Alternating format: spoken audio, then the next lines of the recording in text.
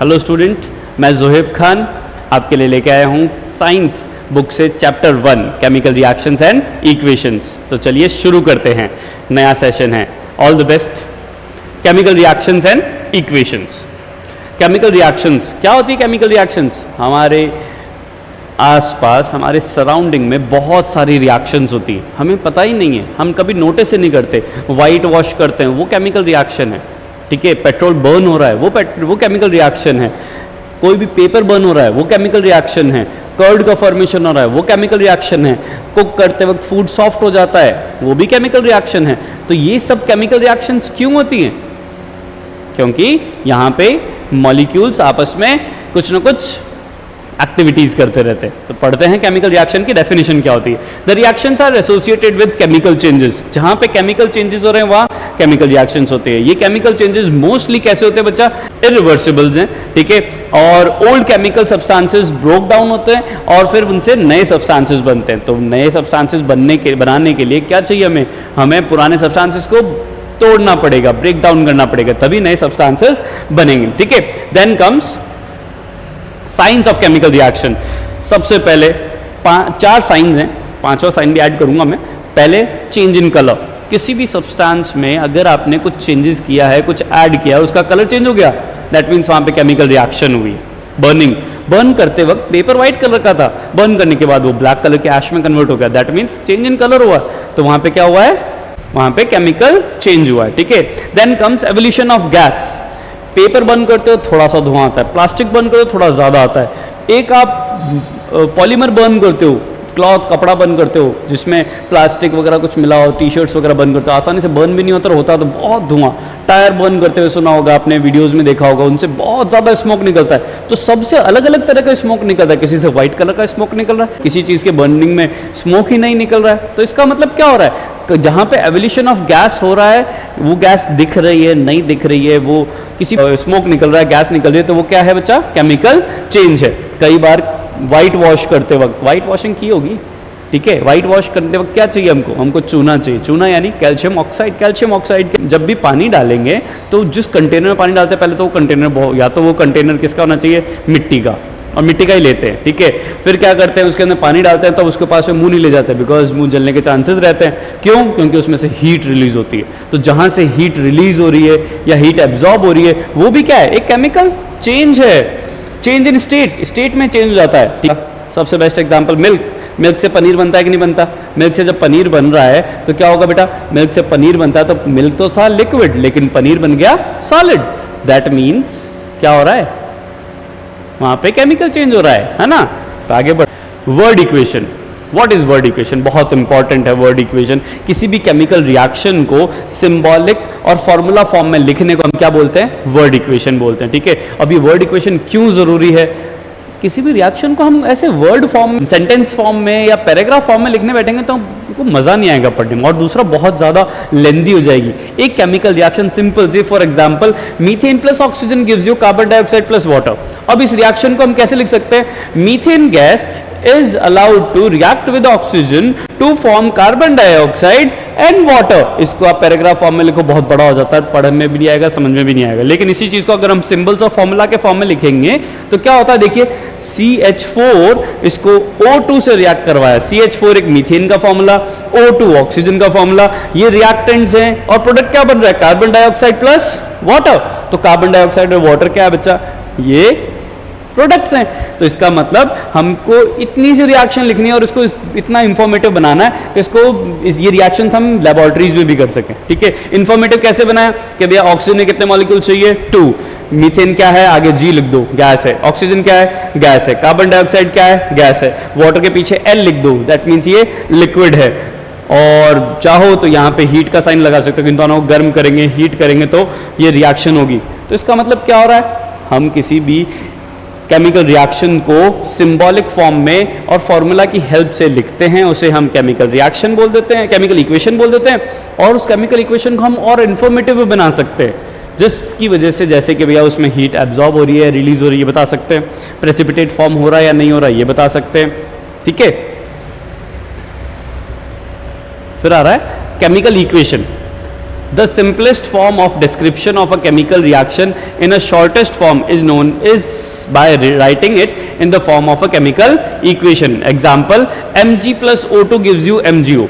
अब इसको हम राइटिंग फॉर्म में लिखेंगे तो बहुत बड़ा हो जाएगा, लेकिन ये अभी ढंग से लिखा हुआ नहीं, अच्छे से नहीं लिखा हुआ, दैट मीन्स इसके अंदर ये बैलेंस नहीं है, तो इसको बैलेंस भी करना होता है, ठीक है। किसी भी केमिकल रिएक्शंस को क्या करना पड़ता है, उसके राइट साइड को लेफ्ट साइड से इक्वेट करना पड़ता है ताकि लॉ ऑफ केमिकल कॉम्बिनेशन हम सेटिस्फाई कर सकें, ठीक है।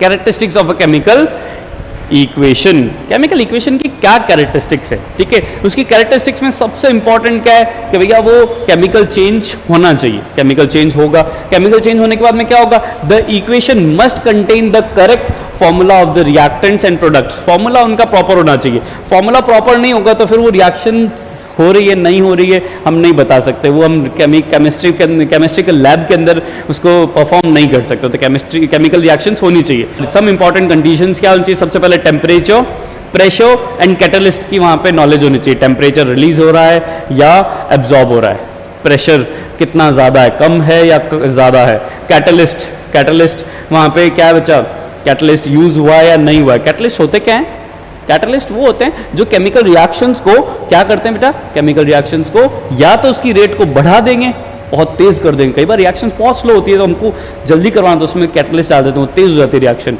कई बार केमिकल रिएक्शन इतनी फास्ट होती है वो ऑब्जर्वेबल नहीं होती, तो उसको ऑब्जर्व करने के लिए हम केमिकल रिएक्शन को क्या करते हैं, स्लो करने के लिए क्या डाल देते हैं, उसमें कैटलिस्ट डाल देते हैं।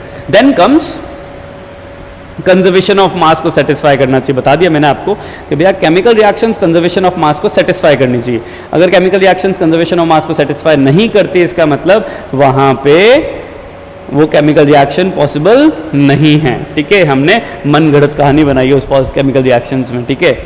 आगे बढ़ते हैं। सम फेजेस, फेजेस क्या है, फेजेस कुछ नहीं है, सॉलिड फेज, लिक्विड फेज और गैसेस फेज है। सॉलिड फेज में मास, उसका वॉल्यूम, उसका शेप और साइज सब कुछ फिक्स्ड होता है। लिक्विड में क्या होता है, शेप और साइज फिक्स्ड नहीं होता बट वॉल्यूम फिक्स होता है, वो फ्लो कर सकता है, एक जगह से दूसरी जगह ट्रैवल कर सकता है। गैसियस फेज में अगर कोई सब्सटेंस है तो उसका ना तो मास फिक्स होगा, ना वॉल्यूम फिक्स होगा, ना शेप फिक्स होगा, ठीक है। और वो क्या करेगा बच्चा, कुछ रिस्पॉन्स करेगा ग्रेविटी पे, ठीक है। Then comes balanced chemical equation. Chemical equations को बैलेंस करना बहुत जरूरी है, करते हैं ताकि हमें पता चल जाए कि भैया वो ये केमिकल लॉ को फॉलो कर रहा है कि नहीं कर रहा। केमिकल लॉ को फॉलो कैसे कर रहा है कि भैया रिएक्टेंट साइड में जो भी सब्सटेंसेस यूज किए वही सब्सटेंसेस प्रोडक्ट में हमको मिलने चाहिए, उतने ही मिलने चाहिए। मास भी सेम होना चाहिए दोनों का, that means number of substances in reactant side and their mass should be equal to number of substances on the product side and their mass. Understood, उनका मास और नंबर सेम होना चाहिए, इसलिए हम उनको बैलेंस करते हैं। बैलेंस करने का सिर्फ एक ही रूल है, सिंपल बैलेंस मॉलिक्यूल्स को किया जाता है, बैलेंस एटम्स को हम नहीं कर सकते। हम एटम्स को नंबर काउंट कर सकते हैं लेकिन हम उनका नंबर कभी भी नीचे की तरफ, ठीक है ना, जब नीचे की तरफ नहीं लगाएंगे, हम कहाँ लगाएंगे उनको बैलेंस करने के लिए, नंबर आगे की तरफ। ये आगे वाला नंबर का क्या मतलब होता है, ये मॉलिक्यूल के नंबर को हम इंक्रीज कर रहे हैं, नंबर ऑफ मॉलिक्यूल्स इंक्रीज कर रहे हैं। O2 एक मॉलिक्यूल है लेकिन Mg के कितने मॉलिक्यूल्स चाहिए हमको, 2, ठीक है ना। O2 के एक मॉलिक्यूल में 2 ऑक्सीजन, लेकिन Mg के एक मॉलिक्यूल में एक ही एटम है, तो हमको 2 एटम चाहिए Mg के। अंडरस्टूड, तो बैलेंस करना क्यों इंपॉर्टेंट है बता दिया मैंने आपको। ये होता है बैलेंसिंग, एक सिंपल सी टेबल है। यहाँ 2 हाइड्रोजन है, 2 क्लोरीन है, 2 क्लोराइड है, H2 + Cl2 gives you HCl। अभी अनबैलेंस्ड है, यानी ये लॉ ऑफ केमिकल कॉम्बिनेशन को सेटिस्फाई नहीं कर रहा है। तो लॉ ऑफ केमिकल कॉम्बिनेशन को सेटिस्फाई करने के लिए हमको क्या करना पड़ेगा, इस साइड में एक H और एक Cl और लाना पड़ेगा, ये लेके आ गए हम। अब रिएक्शंस बैलेंस्ड है तो ये रिएक्शन पॉसिबल है, ये रिएक्शन पॉसिबल नहीं है। अंडरस्टूड। देन कम्स एक और रिएक्शन, देखो बैलेंस रिएक्शन है कि नहीं, कैसे चेक करते हैं। पहले हम रिएक्टेंट साइड के एटम्स को लिखेंगे और फिर हम प्रोडक्ट साइड के एटम्स को लिखेंगे। रिएक्टेंट साइड में कार्बन, हाइड्रोजन और ऑक्सीजन है। कार्बन 1 है, हाइड्रोजन 4 है, देखो 4 है, और ऑक्सीजन कितने हैं, 2 2 4 है, ठीक है।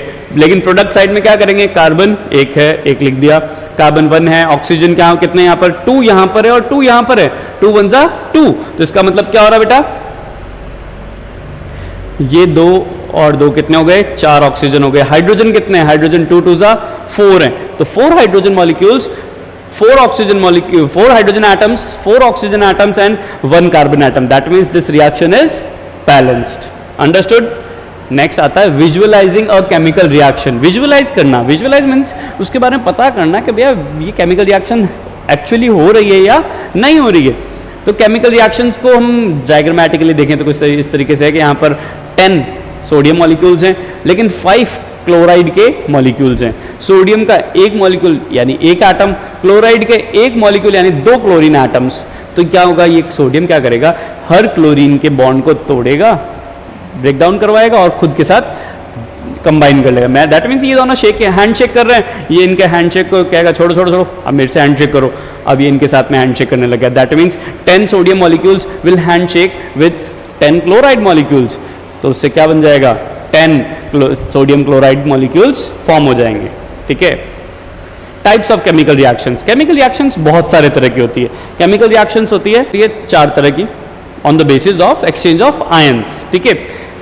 Combination, decomposition, single displacement and double displacement. अब कॉम्बिनेशन क्या होती है, कॉम्बिनेशन में नाम से पता चला कि भैया जब 2 सब्सटेंसेस कंबाइन होकर एक प्रोडक्ट बनाते हैं उसे हम कॉम्बिनेशन रिएक्शन बोलते हैं. ऐसी रिएक्शंस में क्या होता है, एनर्जी रिलीज होती है. जब भी 2 सब्सटेंसेस जुड़ते हैं फिजन रिएक्शन होती है, फ्यूजन रिएक्शन होती है, नॉट फिजन, फ्यूजन रिएक्शन होती है. जब कोई 2 सब्सटेंसेस जुड़ते हैं फ्यूजन होता है, फ्यूजन होता है तो हीट रिलीज होती है. लाइक 2 हाइड्रोजन जुड़ के हीलियम बनाते हैं, हाइड्रोजन बॉम्ब बनता है, उससे हीट रिलीज होती है. Tremendous amount of heat is released when 2 hydrogen molecules combine to form helium.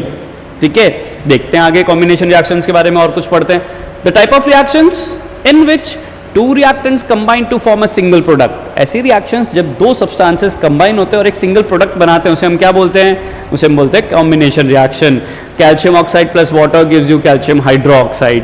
Carbon plus oxygen gives you carbon dioxide. And these reactions are generally exothermic in nature. Exothermic means जहाँ से heat release होती है. ऐसे substances जिनसे heat release होती है उन्हें हम बोलते हैं एक्सोथर्मिक रिएक्शंस. समझ में आई? ठीक है. और जिनसे हीट एब्जॉर्ब होती है उन्हें क्या बोलते हैं, उन्हें एंडोथर्मिक रिएक्शंस बोलते हैं. एंडोथर्मिक मीन्स हीट एब्जॉर्ब होने वाली, यानी कुकिंग क्या है, एंडोथर्मिक रिएक्शन है. आपने मेल्टिंग ऑफ आइस क्या है, एंडोथर्मिक रिएक्शन है. आइस मेल्ट होकर वाटर बना रही है, दैट मीन्स वहाँ पे एंडोथर्मिक रिएक्शन हो रही है. कॉम्बिनेशन रिएक्शन का और एग्जांपल अभी पढ़ा था हमने, sodium plus chloride gives you sodium chloride. ये कॉम्बिनेशन रिएक्शन का एक एग्जांपल है. डीकम्पोजिशन रिएक्शन, ये बहुत इंपॉर्टेंट है. क्यों इंपॉर्टेंट है, क्योंकि हमारे नेचर को चला के रखने के लिए, इकोसिस्टम को मेंटेन रखने के लिए, बैलेंस को मेंटेन रखने के लिए डीकम्पोजिशन एक बेस्ट स्टेप है, सिस्टम है, एक पार्ट है इस इकोसिस्टम का. कैसे, कोई भी डेड एंड डीके ऑर्गेनिज्म है, प्लांट है, एनिमल है, कोई भी वेस्ट सब्सटेंसेस है, उनको डीकम्पोज नहीं करेंगे तो यहाँ पे वेस्ट क्या हो जाएगा, पाइलअप हो जाएगा. मैंने 10 साल पहले एक पील थ्रो किया था बनाना का, आज फिर से मैं पील थ्रो करूँगा तो 10 साल पहले वाला पील भी पड़ा है, उसके ऊपर 10 साल से जितने पील्स मैंने, जितने केले के छिलके मैंने फेंके हैं वो सारे के सारे वहाँ पर डिपॉजिट हो जाएंगे. डीकम्पोज तो हो ही नहीं रहा ना, डीकम्पोज नहीं हो तो वो पाइलअप हो रहा है, तो कचरा यहाँ पे बहुत सारा हो जाता. अभी तक हम जी नहीं पाते, हम रह ही नहीं पाते ऐसे एनवायरनमेंट में. तो ऐसे एनवायरनमेंट में सर्वाइव करने के लिए बहुत इंपॉर्टेंट माइक्रो ऑर्गेनिज्म से काम करते हैं, डीकम्पोजिशन करते हैं. डीकम्पोजिशन कैसे कर रहे हैं, वो अपने केमिकल्स रिलीज करते हैं, वो उसके छोटे छोटे पीसीज कर देते हैं केमिकल्स की, फूड के जो भी बायोडिग्रेडेबल सब्सटेंसेज हैं उनके, और वो सब्सटेंसेज वापस मिट्टी में मिल जाते हैं, उसे प्लांट एब्जॉर्ब कर लेते हैं, फिर खाना बनाते हैं, फिर हम खाते हैं, फिर कचरा करते हैं, फिर डीकम्पोज होता है. ये साइकिल चलती रहती है. ठीक है. ये नेचर है. तो डीकम्पोजिशन रिएक्शन भी ऐसी रिएक्शन है कि भैया जब एक सिंगल सब्सटेंस ब्रेक डाउन होता है 2 और मोर प्रोडक्ट्स में, उसे हम क्या बोलते हैं, decomposition reaction. Like a b breaks down into a and b, water break down into H2 and O2. This is decomposition reaction. Decomposition reaction takes place by 3 major processes. First, by providing heat. Whenever there is a decomposition reaction due to heat, it is known as thermal decomposition reaction. Heat की वजह से जब भी कोई substance टूटता है उसे हम थर्मल डीकम्पोजिशन रिएक्शन कहते हैं. थर्मल डीकम्पोजिशन रिएक्शन के अलावा कौन सी रिएक्शन होती है, एक होती है इलेक्ट्रोलाइटिक डीकम्पोजिशन रिएक्शन. जब हम किसी सब्सटेंस को हीट नहीं करके इलेक्ट्रिसिटी पास कर रहे हैं, पॉजिटिव और नेगेटिव टर्मिनल डाल रहे हैं, और उसमें से गैसेज या 2 सब्सटेंसेस सेपरेट हो रहे हैं, टूट रहे हैं, तो यानी वहाँ पे क्या हो रहा है, electrolytic decomposition reaction. Electrolytic electricity, lysis means टूटना, तो इलेक्ट्रिसिटी की वजह से कोई चीज़ टूट रही है तो इलेक्ट्रोलाइटिक डिकम्पोजिशन रिएक्शन। तीसरी चीज़, अब हीट की वजह से भी नहीं तोड़ना है, इलेक्ट्रिसिटी की वजह से भी नहीं तोड़ना है, तो किस वजह से तोड़ेंगे हम तोड़ेंगे उसको, हम उसको ब्रेक डाउन करेंगे, उसको डिकम्पोज करेंगे with the help of sunlight. Sunlight भी बहुत इंपॉर्टेंट सोर्स है डिकम्पोजिशन रिएक्शन का। जब सनलाइट से कोई सब्सटेंस टूटता है तो उसको बोलते हैं फोटो डिकम्पोजिशन रिएक्शन या फोटोलाइटिक डिकम्पोजिशन रिएक्शन, ठीक है। See water is broken down into hydrogen and oxygen with the help of electricity. ये इलेक्ट्रिसिटी की वजह से होता है तो इसको बोलेंगे electrolytic decomposition reaction. Hydrogen peroxide भी टूट रहा है, डिकम्पोजिशन रिएक्शन हो रहा है। वाटर टूट रहा है हाइड्रोजन ऑक्सीजन में, डिकम्पोजिशन रिएक्शन हो रहा है। आयोडाइड नाइट्रोजन और आयोडीन में टूट रहा है तो ये भी क्या हो रहा है, डिकम्पोजिशन रिएक्शन हो रहा है, ठीक है। तो ये था बेटा chemical reactions and equation chapter. Hope करता हूँ समझ में आया होगा। नहीं समझ में आया तो प्लीज़ कमेंट करके ज़रूर बताना कौन सा टॉपिक समझ में नहीं आया, मैं उसको और डिटेल में एक वीडियो बना दूंगा। नेक्स्ट जो टॉपिक आएगा वो है second chapter, acid basis and reactions, तो उसके लिए तैयार रहना, ठीक है। और लाइक शेयर और कमेंट ज़रूर करना और अपने दोस्तों से सब्सक्राइब ज़रूर करवाना ये चैनल, ठीक है। Okay, thank you.